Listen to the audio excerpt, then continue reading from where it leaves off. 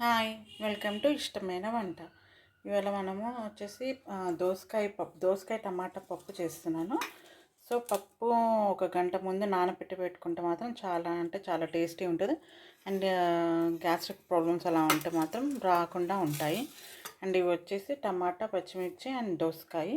ఇవి మనం కట్ చేసేసుకొని ఈ పప్పులో వేసేసుకోవాలి. సో నానబెట్టిన పప్పు 1 అవర్ ముందు నానబెట్టేసాను. ప్రాసెస్ చూద్దాం. ఓకేనా, ముందుగా కొంచెం పసుపు వేసుకోవాలి.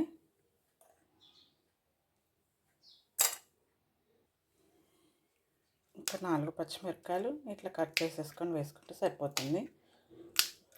ఇంకా చాకు అట్లా ఏం యూజ్ చేయకుండా చేతితోనే కట్ చేస్తున్నాను. ఇలా మధ్యలో కట్ చేస్తే సరిపోతుంది.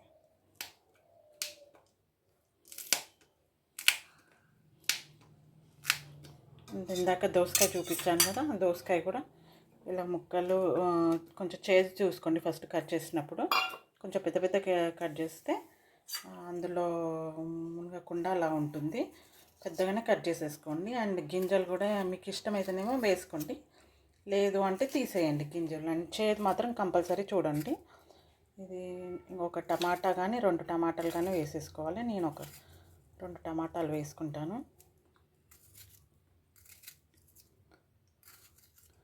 సింపుల్, ఈజీ, ఎవరైనా చేసుకోగలుగుతారు. పిల్లలు ఇంట్లో ఉండి పప్పు పెట్టమంటే కూడా ఈజీగా చేయగలుగుతారు అన్నమాట. అలా చెప్పేస్తున్నాను రెసిపీస్. మీరు కూడా ఇంట్లో ఉండి ట్రై చేసేయండి ఒకసారి. టమాటా అండ్ దోసకాయ పప్పు కలిపి చేసుకుంటే చాలా బాగుంటుంది. సపరేట్ కంటే ఇలా కలిపి కొంచెం మిక్స్ చేస్తే చాలా బాగుంటుంది. సో ఇలా వేసాక మనం ఇంకా చింతపండు ఏం వేయని అవసరం లేదు. మళ్ళీ అది డిఫరెంట్ టేస్ట్ వస్తుంది. కొంచెం కారం కావాలనుకుంటే కారం వేసేయండి. లైట్గానే కారం వేయండి. అండ్ ఉప్పు కూడా ఇప్పుడే వేసుకున్నారనుకో తొందరగా మగ్గుతుంది. సో 1 స్పూన్ సాల్ట్ వేసుకోండి. ఒక 1.5 అయినా పర్వాలేదు. కొంచెం ఆయిల్ వేయండి, పైన పొంగకుండా ఉంటుంది. అండ్ మీకు చాలాసార్లు చెప్పాను, ఒక టిప్ ఏంటంటే ఇది గ్యాస్ ఇది ఉంది కదా, ఇది ఈ హోల్ దగ్గర కొంచెం మనము ఆయిల్ వేసి ఇట్లా తిప్పుకున్నామనుకో ఎక్కువ పొంగకుండా కూడా ఉంటుంది. గ్యాస్ కట్టర్ పెట్టేస్తున్నా. ఇలా ఆయిల్ ఇలా స్పిల్ అవుతుంది, అదే అవుతుంది. సో మీరేం అవసరం లేదు. చిన్న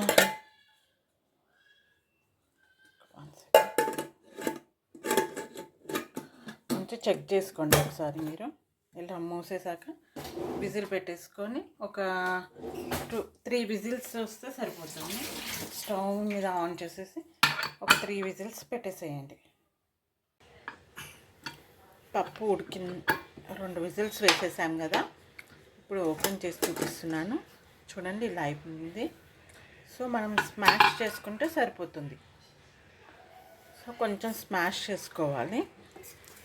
చూడండి, దోసకాయ ఎమ్మి దోసకాయ టమాటా పప్పు రెడీ. చూసారు కదా, అంత కింద పప్పు అంతా ఇట్లా స్మాష్ అయిపోయింది. సో మీకు పప్పు గుత్తు కూడా అవసరం లేదు. జస్ట్ ఈ స్పూన్తో అంటే సరిపోతుంది. మొత్తం మీకు మెత్తగా అయిపోతుంది. మీకు కొంచెం మెత్తగా అవసరం లేదు అంటే ఎమ్మటే ఒక 2 విజిల్స్లో దింపేసుకోవచ్చు. తాలింపు వేసేసుకుందాం. ఇప్పుడు ఒక పానీ పెట్టి ఆయిల్ పోసేసుకోండి. ఆయిల్ పోసుకొనేసి వేడైన తర్వాతనే ఎల్లిపాయలు వేసేసుకోండి. ఎల్లిపాయలు వేస్తే చాలా టేస్ట్ ఉంటుంది. అండ్ జీలకర్ర, 1 టేబుల్ స్పూన్ ఆవాలు.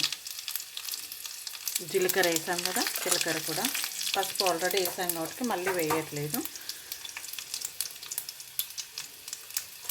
కొంచెం ఇట్లా కలర్లో వచ్చినాక ఎల్లిపాయలు మనం ఎండుమిర్చి వేసేసుకోవాలి.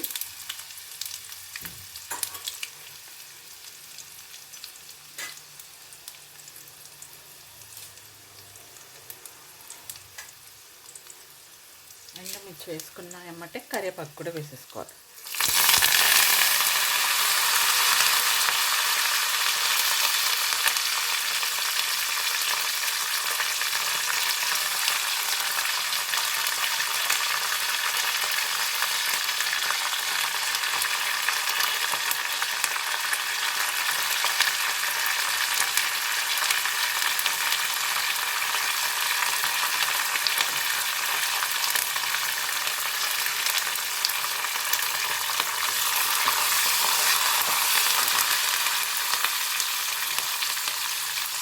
మనం కలిపి పెట్టుకున్న పప్పు ఉంది కదా, అది ఇందులో వేసేసుకోవాలి.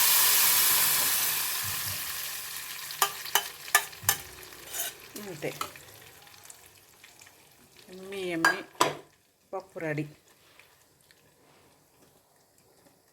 మీకు కనుక ఈ రెసిపీస్ నచ్చితే మాత్రం కొంచెం సబ్స్క్రైబ్ చేసేసుకోండి అండ్ ఇది ఒకసారి ట్రై చేసి చూడండి.